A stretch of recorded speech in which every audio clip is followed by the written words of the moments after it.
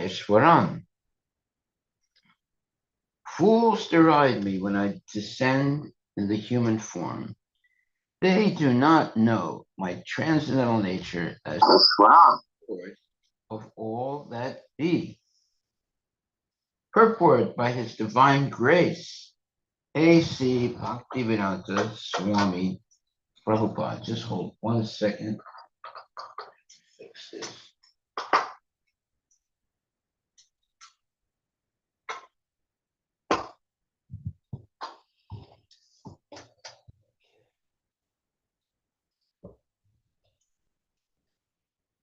Purport by his divine grace, A.C. Bhaktivedanta Swami Prabhupada. From the other explanations of the previous verses in this chapter, it is clear that the Supreme Personality of Godhead, although appearing like a human being, is not a common man. The personality of Godhead, who conducts the creation, maintenance, and annihilation of the complete cosmic manifestation, cannot be a human being. Yet, there are many foolish men who consider Krishna to be merely a powerful man and nothing more.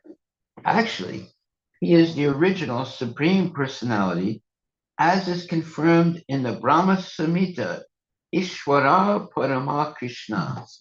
He is the Supreme Lord. There are many Ishwaras, controllers, and one appears greater than another. In the ordinary management of affairs in the material world, we find some official or director, and above him there is a secretary, and above him a minister, and above him a president. Each of them is a controller, but one is controlled by another. In the Rama Samhita, it is said that Krishna is the supreme controller.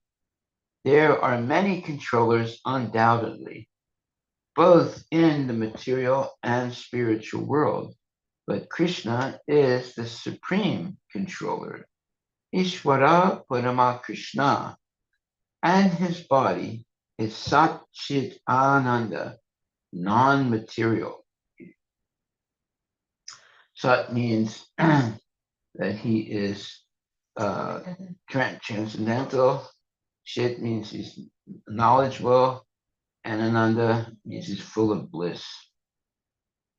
Okay, so material bodies cannot perform the wonderful acts described in previous verses. His body is eternal, blissful, and full of knowledge. Although he is not a common man, the foolish deride him and consider him to be a man. His body is called here Manusim,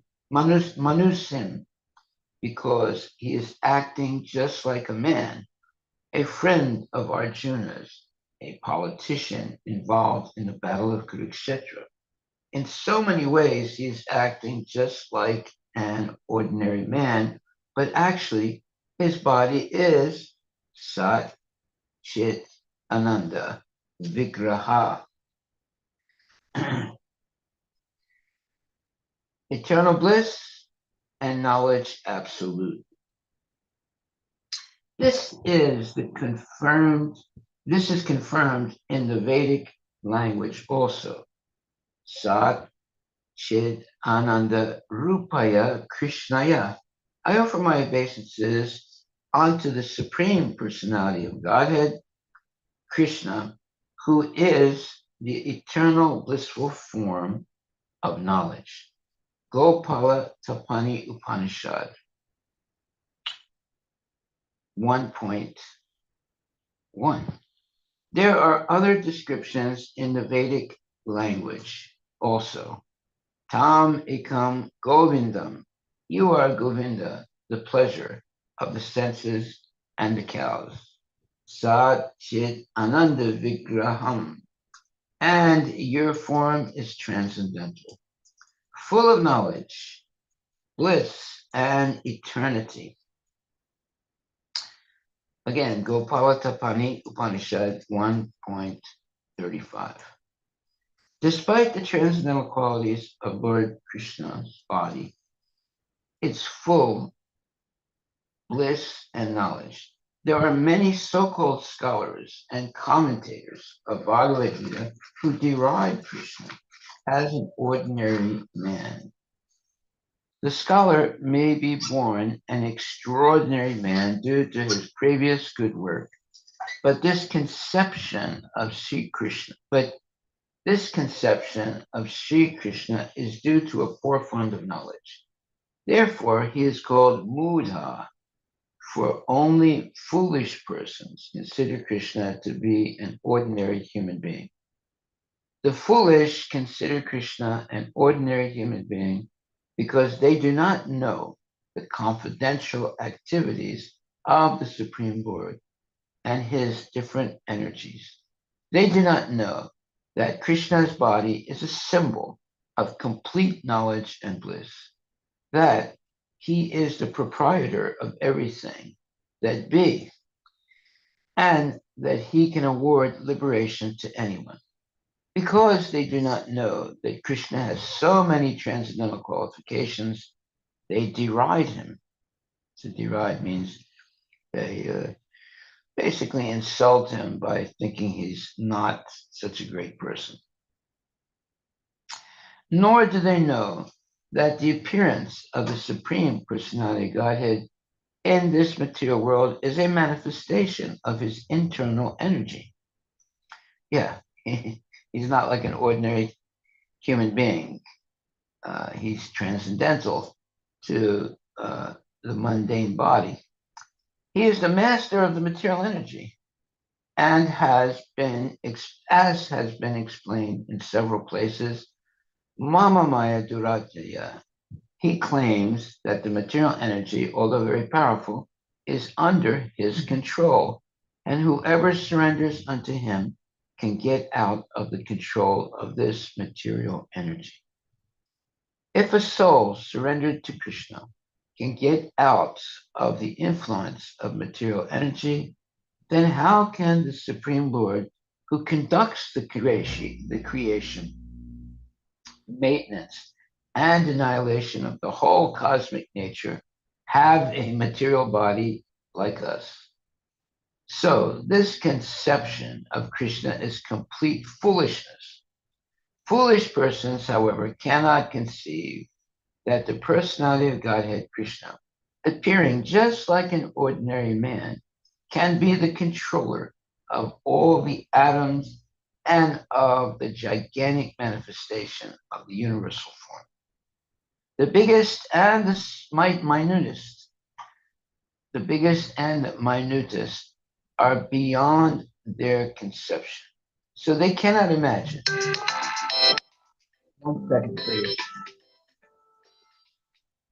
Haribo Prabhu, I'm in the middle of.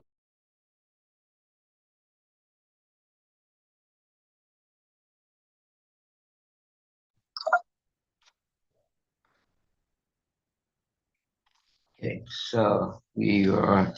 The biggest and the minutest.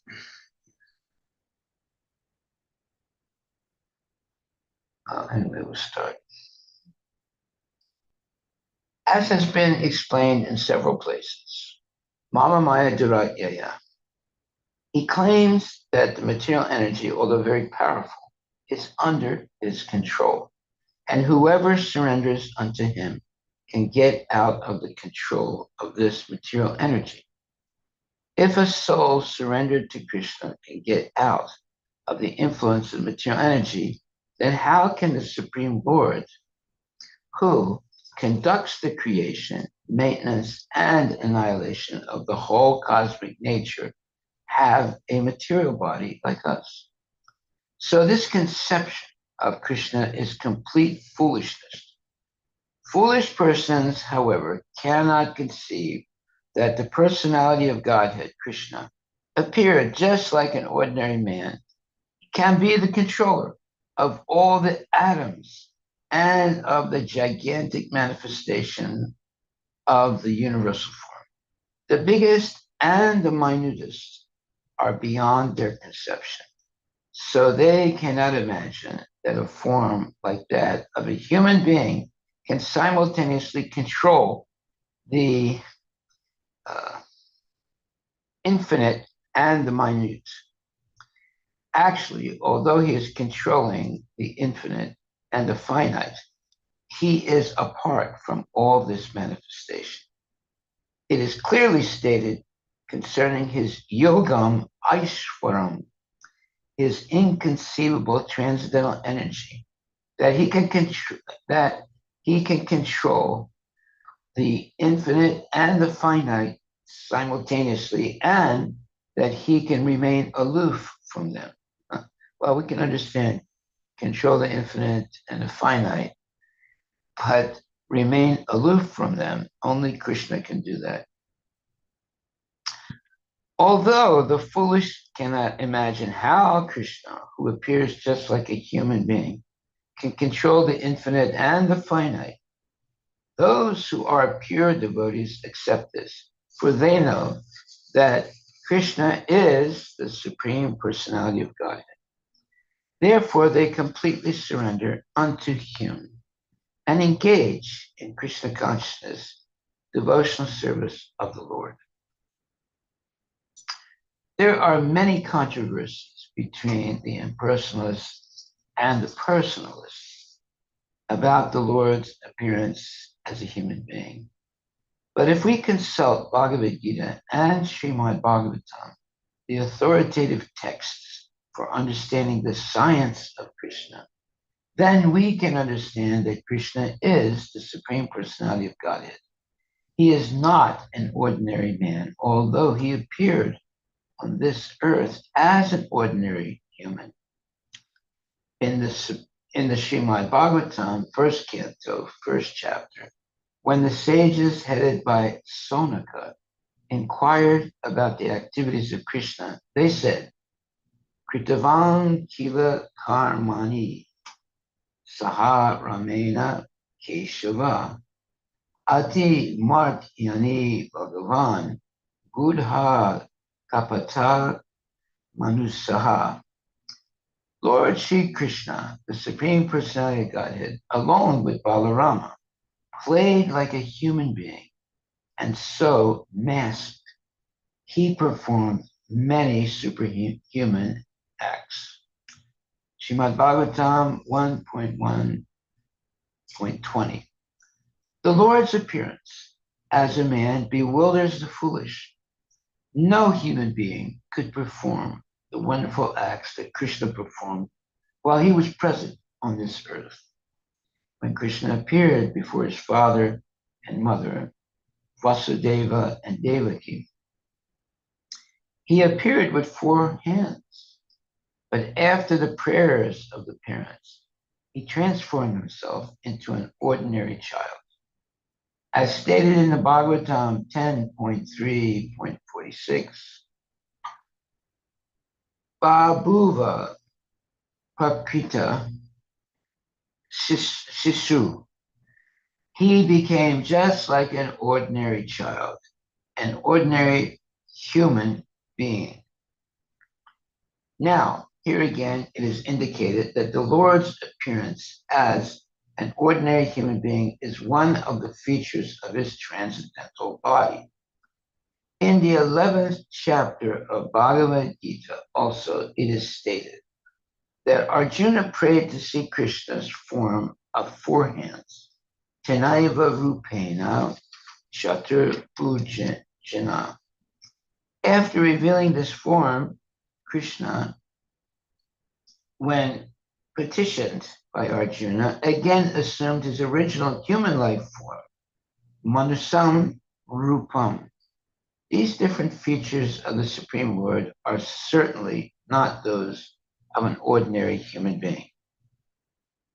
Some of those who deride Krishna and who are infected with the Mayavadi philosophy quote the following verse from the Srimad Bhagavatam 3.29.29 at 21, 3.29.21, to prove that Krishna is just an ordinary man. Aham sarvasya bhutesu Bhutat ma avastita sada. The Supreme is present in every living entity.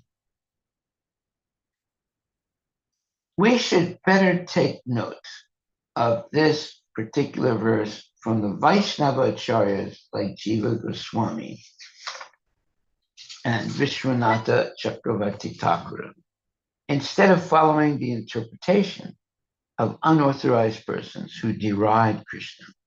Jiva Goswami, commenting on this verse, says that Krishna, in his plenary expansion as Paramatma, is situated in the moving and the non-moving entities as the Supersoul. So any neophyte devotee who simply gives his attention to the Archa Murti, the form of the Supreme Lord in the temple, and does not respect other living entities, is uselessly worshiping the form of the Lord in the temple. Okay, no, that's a very important statement, because there are some pujaris that are engaging in worshiping the deity, but do not actually respect other living entities. So such people like that are uselessly worshiping the form of the Lord in the temple. You have to be very careful about this. There has to be respect for all living entities, animals, and especially humans. But if a person is worshiping the deities but does not respect other living entities, that type of worship is considered useless. And when it's useless, in other words, the person is committing sinful activities. Yeah.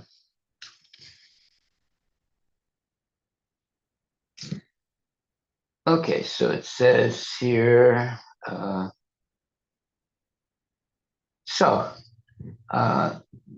form of Lord, the Supreme Lord in the temple. I'm sorry.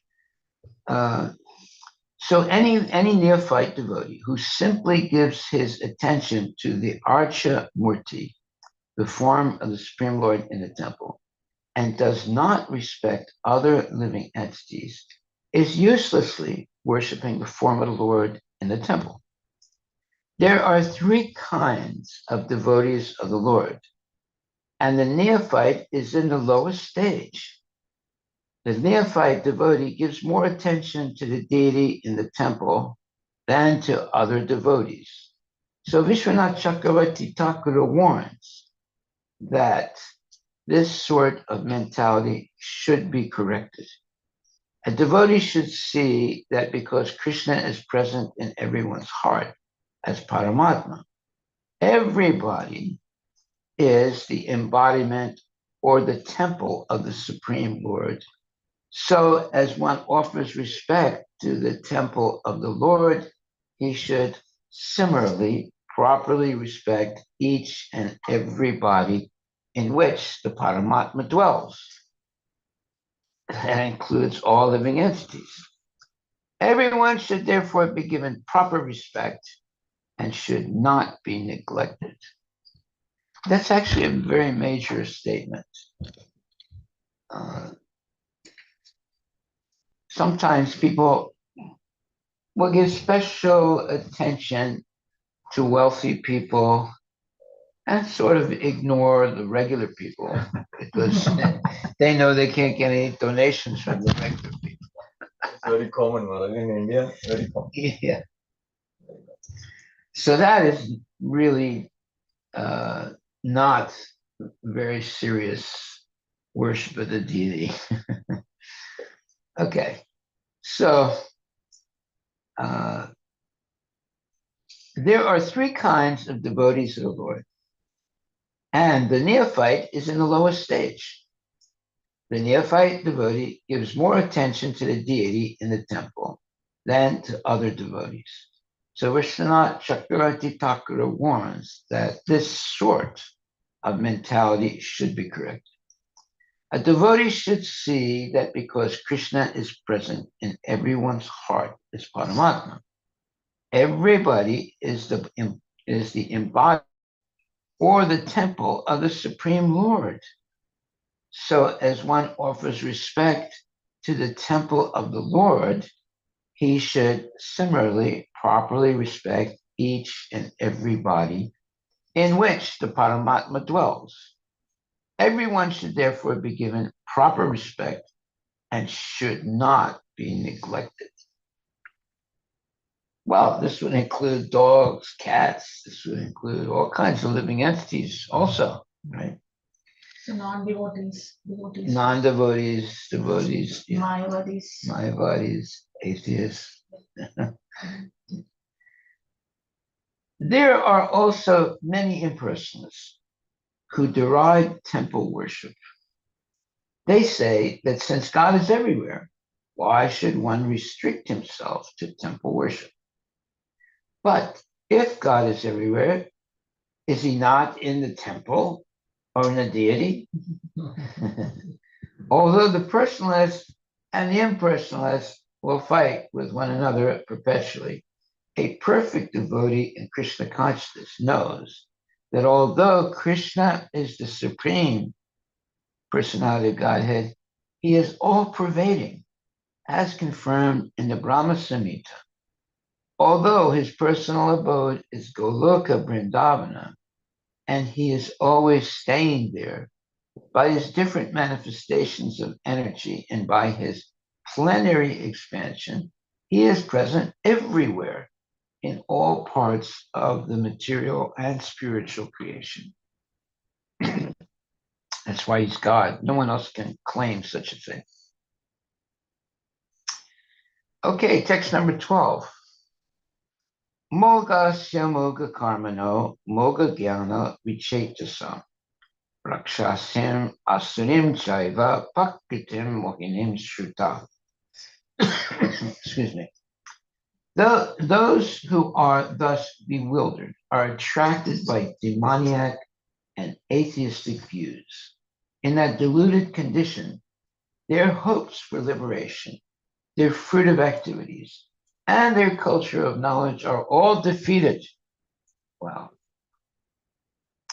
I pray that I never am in that situation. Purport by Srila Prabhupada. There are many devotees who assume themselves to be in Krishna consciousness and devotional service, but at heart do not accept the Supreme Personality of Godhead, Krishna, as the absolute truth. For them, the fruit of devotional service, going back to Godhead, will never be tasted. Similarly, those who are engaged in the fruitive, pious activities and who are ultimately hoping to be liberated from this material entanglement will never be successful either, because because they deride the Supreme Personality of Godhead, Krishna. In other words, persons who mock Krishna are to be understood to be demons or atheistic, as described in the 7th chapter of Bhagavad Gita. Such demoniac miscreants never surrender to Krishna. Therefore, their mental speculations to arrive at the absolute truth bring them to the false conclusion that the ordinary living entity and Krishna are one and the same. With such a false conviction, they think that the body of any human being is now simply covered by material nature, and that as soon as one is liberated from this material body, there is no difference between God and himself. This attempt to become one with Krishna will be baffled because of delusion. Such atheistic and demoniac cultivation of spiritual knowledge is always futile. That is the indication of this verse. For such persons, cultivation of the knowledge in the Vedic literature, like the Vedanta Sutra and the Upanishads, is always baffled. In other words, they don't understand it. They're confused. It is a great offense, therefore, to consider Krishna, the Supreme Personality of Godhead, to be an ordinary man. Those who do so are certainly deluded because they cannot understand the eternal form of Krishna. The Brihad Vishnu Smriti clearly states, Soveti Bhotikam Deham Krishnasya Paramatmana Sa Sarvasmad Bahiskarya Shrot Smrita Vidhanata Mukam Tasya Valo Kyapi Sa Selam Snanam Acharit. One who considers the body of Krishna to be material should be driven out from all rituals and activities of the Shruti and the Smriti. And if one by chance sees his face, one should at once take bath in the Ganges to rid himself of infection. Continuously take bath. Huh? Outside, everybody is deriding Krishna, right? You should keep on taking bath. Yeah, we have to live next to a river. People jeer at Krishna because they are envious of the Supreme Personality of Godhead.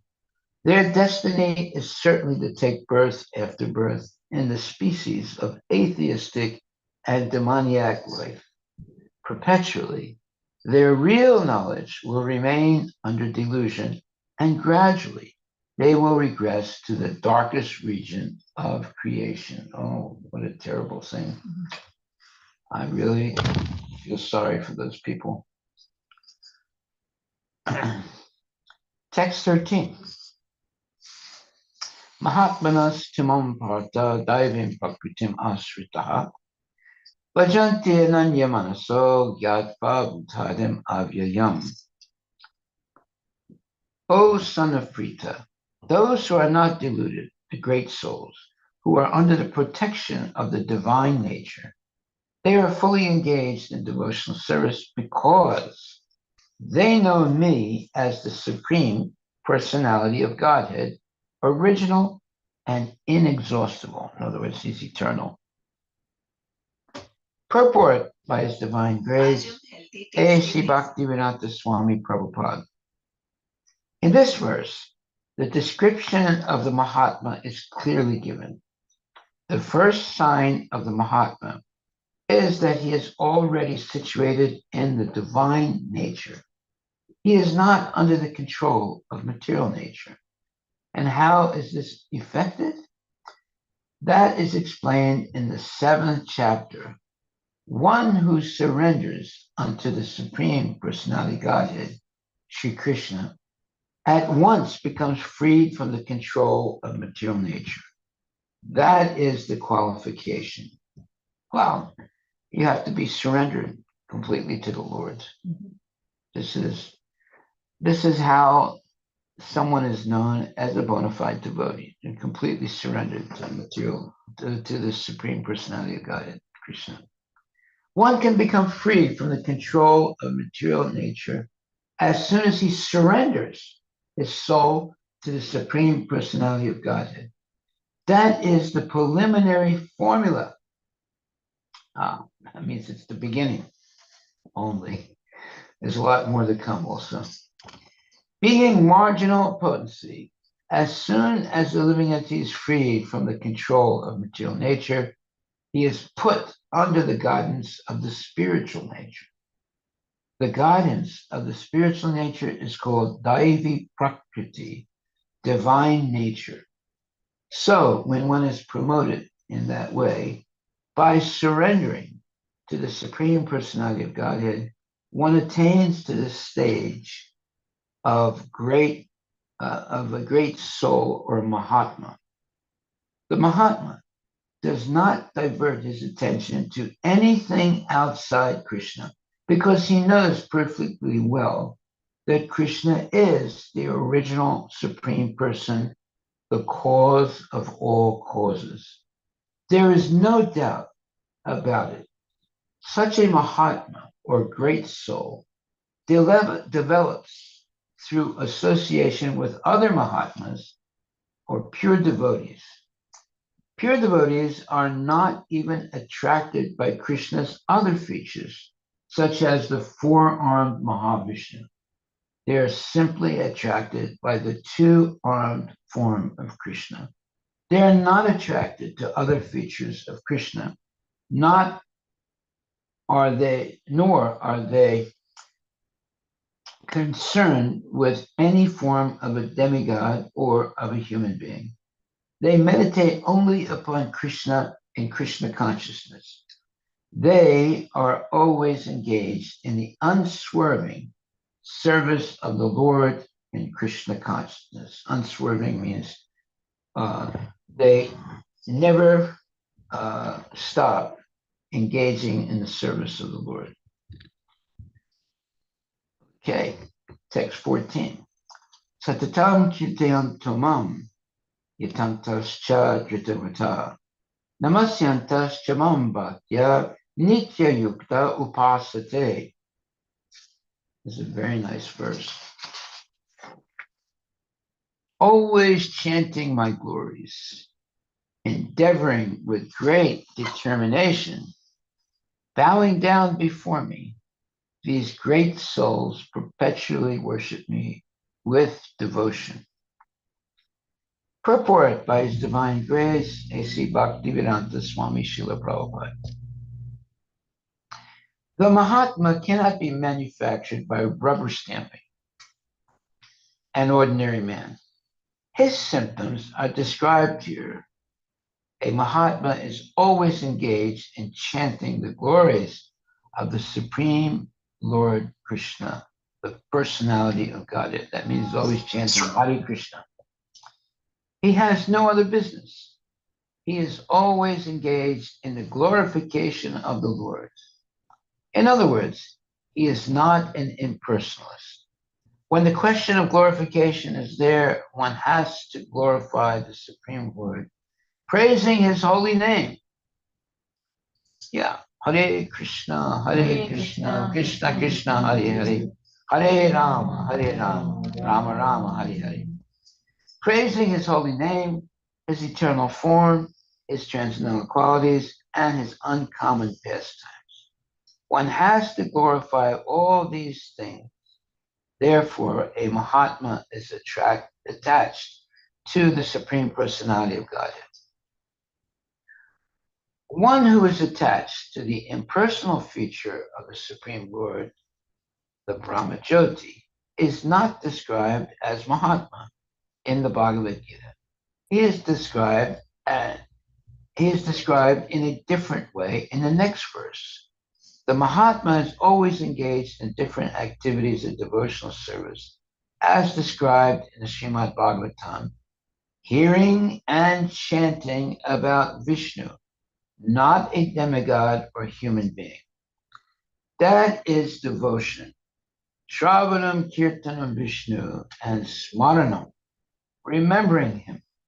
Such a Mahatma has firm determination to achieve at the ultimate end the association of the Supreme Lord in any one of the five transcendental rasas.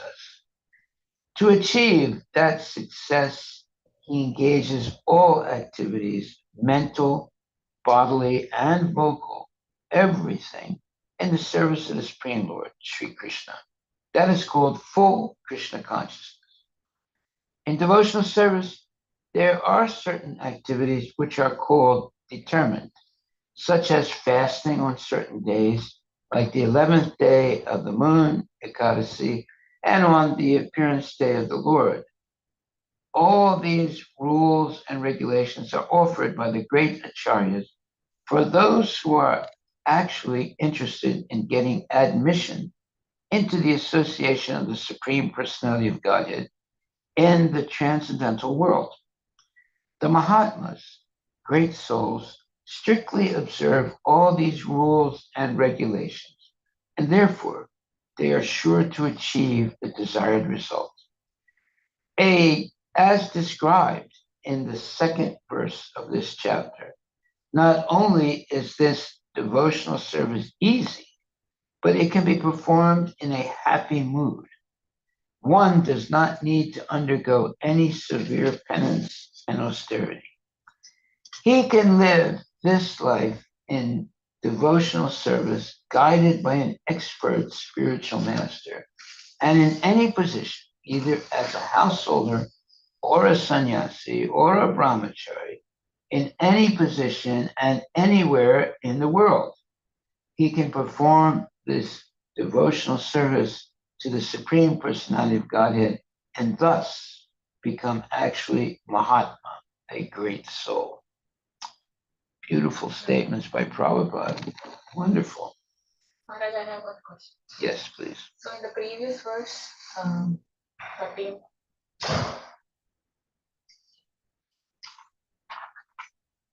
13, right? yeah, at the end, Yeah. it says pure devotees are not even attracted by Krishna's other features, such as the four-armed Mahavishnu. They're simply attracted by the two-armed form of Krishna. They are not attracted to other features of Krishna, nor are they concerned with any form of a demigod or of a human being. Right? Again, in text 14, so it says Mahatma is always engaged in different activities of devotional service as described in Srimad Bhagavatam. Second paragraph, hearing and chanting about Vishnu, not a demigod or human being. So, but we are always worshipping Guru, who is a human being, right, Maharaj? And we are worshipping Srila Prabhupada. Yeah. So, we are not able to develop that much love that a pure devotee or a Mahatma has for Krishna, but at least we are worshipping Guru and Acharya. So, is that as a considered a worship to Krishna? You mean, okay, worshiping Guru? Guru is the representative of Krishna. So if you worship the Guru, you see there's this, what you call, if you worship a bona fide Guru, the Guru offers also that worship to Krishna. So you are connected to Krishna through the Guru. So when you worship the Guru also worships Krishna. So therefore, you're benefited. Oh, obviously, the Guru is benefited because Krishna is the Supreme Personality of Godhead, the only person one should actually worship. Therefore, the Guru offers your offering to Krishna also. So you're connected. Connected to Krishna. Yeah. Through the Guru. Yeah, absolutely. Yeah. And Guru always engages you in worship of Krishna. So, well, I never saw a bona fide Guru engaging you in nonsense, right? His main purpose is to help the devotees become genuine devotees and to understand and connect them to Krishna. Initiation connects you to Krishna. Initiation by a bona fide Guru connects you to Krishna. Yeah. and that is how one has to select their Guru also. If he is engaging you in things non-different than Krishna, then he is not a bona fide Guru. Exactly right. Yeah. He's not a guru, he's a kangaroo. You don't want to surrender to a kangaroo. You want to surrender to a bona fide guru. Yeah. Okay, so here is the main statement. The Mahatma does not divert his attention to anything outside Krishna because he knows perfectly well that Krishna is the original Supreme Person, the cause of all causes. There is no doubt about it. Such a Mahatma or great soul develops through association with other Mahatmas, pure devotees. Pure devotees are not even attracted by Krishna's other features, such as the four-armed Mahavishnu. They are simply attracted by the two-armed form of Krishna.